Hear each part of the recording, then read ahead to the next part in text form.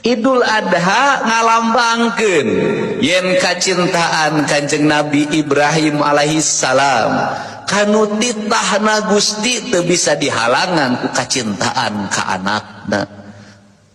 Tong borok harta banda anak anu dipikanya ge dikorbankeun.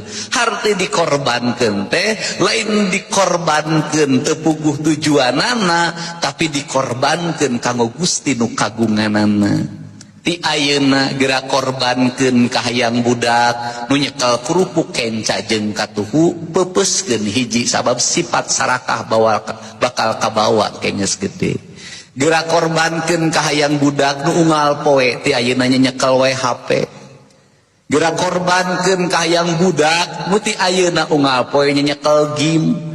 Kura korbankeun ka hayang budak nu can waktuna memotoran geus memotoran eta teh perilaku nu kudu dikorbankeun ti ayeuna. Diajarkeun ku Nabi Khidir aya parahu di ruksak aya budak leutik di paehan. Naon hartina sifat-sifat goreng lamun diantep ke ngagedean hese menerkeunana geura tiup eta seuneu meungpeung jadi lilin kene sabab geus ngagudag-gudag ngaduruk lemur mah hese mareumanana. Nu kadua terakhir ngaran desana Wanci Mekar. Ari wanci teh waktu nitih wanci nu mustari ninggang mangsa nu utama jalma-jalma nu tumut kanu waktu bakal mekar hirupna bakal jadi ibadah.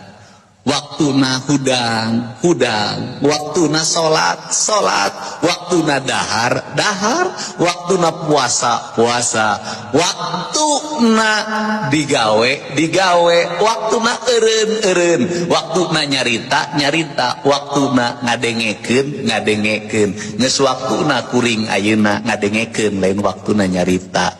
Hatur nuhun salam kasadayana mugi mekar kahirupan urang mekar liat ibarat kembang anu seungit ngadalingding sumebar kasaban mazhab mugi poe ieu bakal mekar ayeuna jeung jaga. Hatur nuhun wallahu muwaffiq ila aqwamit thoriq. Assalamualaikum warahmatullahi wabarakatuh. Sampurasun.